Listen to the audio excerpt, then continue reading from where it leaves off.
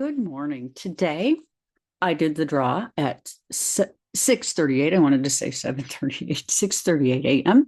Today is February 2nd, 2025, which is a 1-3 energy and equates to a 4. Today is Sunday, relating to the sun. The sun is currently in Aquarius, and it is the 12th house that it is currently sitting in. And everything about this reading today suggests that some of what we are experiencing is the eye of the storm, if you will, with much to be hopeful for.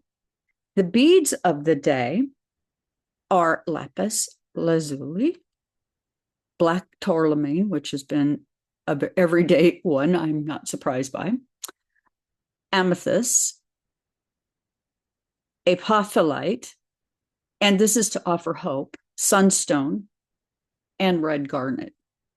And I personally am using a lot of red garnet right now to protect myself, and as well as a dark bead to absorb some of the darkness that those of us who are sensitive are really picking up on. So what do we have today? Well, we have the Tarot de Saint Croix, and we get the King of Swords air, the intellectual determination of fixed air, and the Magician, all about manipulating what's in the air and relating to Gemini, how we communicate, Virgo, what people do to be of service, federal employees, for instance, and Aquarius, how we interact in our higher social understandings. Well, this King of Swords in the fixed and determined air relates to our third decan in the 10th house, which is the sun. And the first two decans of the 11th house, which is going to be Venus Mercury, which is fascinating for the astrology, tarot, and numerology today. So we have Moon new in Aries in the first house, and it is sextiling Mercury at 9 degrees partile, which is kind of important, meaning these two are in some reception with each other, and the moon is moving fast. So she's actually having some issues with keeping the information down. So we have been hearing information that clearly we were not intended to see nor understand. A good deal of forward thinking at this time is now underway. If more than 3.5% of us gather and create a shift due to our solidarity,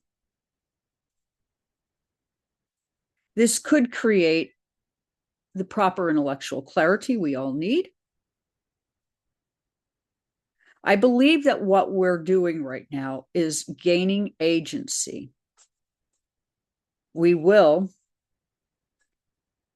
in good time here, with Mercury in rough condition, expect to see a lot of backpedaling coming up next week. As confusion reigns upon us, we are also advancing our cause. Growth and momentum very much underway. The 12th house, Sun, Mercury, Pluto says we have a bit of troubling noise, hidden enemies, leaving us feeling constricted and frightened, making effective communications challenging. Venus is at 28 degrees of its sign, and it's essentially Aries, or excuse me, Neptune or Pisces, where generally we think of that as its house of joy.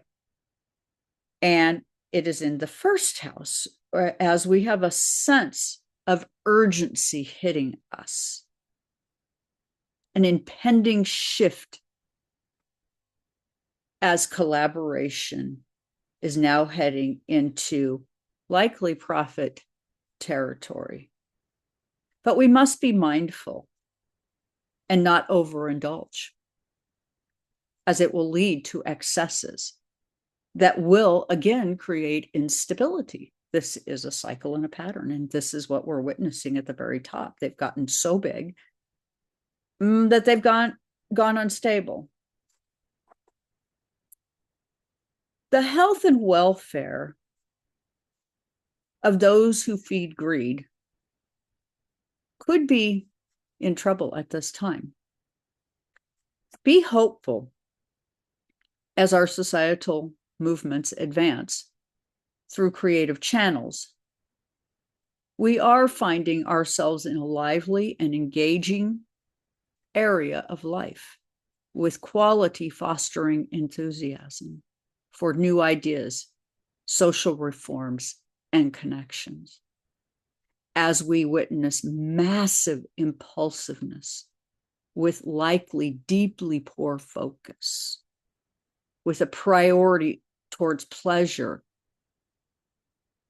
where we are looking at it from the position of discipline, we could ultimately see a catalyzation for deeper awareness of our shared humanity, offering us a pathway towards collective healing, despite the challenges ahead, and in fact, likely because of them. The second card we get is the number 1 card, Magician, again, air, and it is going to relate to Gemini, Virgo, and Aquarius. Mercury is a neutral planet, meaning it is neither male nor female. It is neutral. It is our planet of the mind, busy multitasking at all times. Our power, even though we don't fully understand it, is immense when properly redirected. Moon is in mutual reception with Mars, that is in the current 5th house retrograde. With proper navigation,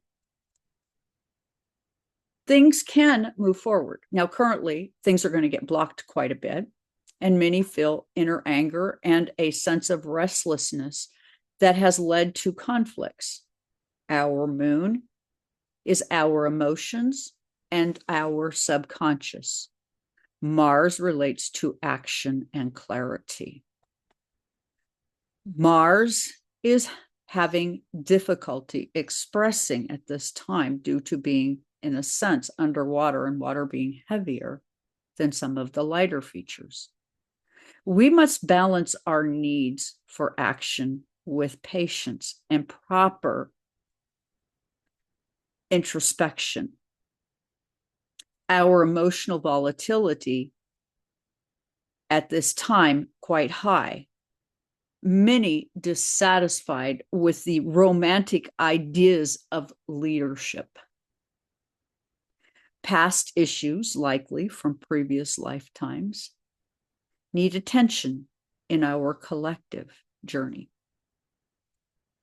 Individual learning now in turbulent ways, leading us to proper karmic evaluation. We together will move mountains. For this, I am certain. The astrology bears it out. Lifetimes build on each other. We are here having an education of sorts. And we are asked to reflect upon our personal and collective responsibilities with a sense of higher consciousness. Moon in Aries is rooted in inclusivity and love with understanding. We are watching a mass betrayal of a few having gained improper access to our records with dark intent, sending a rippling of fear down many of our spines. Our collective memories playing a massive part in our current suffering and responses. For those of us who have the karmic wound here, we have an opportunity to face our fears with empathy and channel our collective pain into actions for justice with compassion. And all of this to say that myself, as a reader, I was born having some deeper understanding that I've been here before and that I've done this before and that I was likely a Holocaust victim.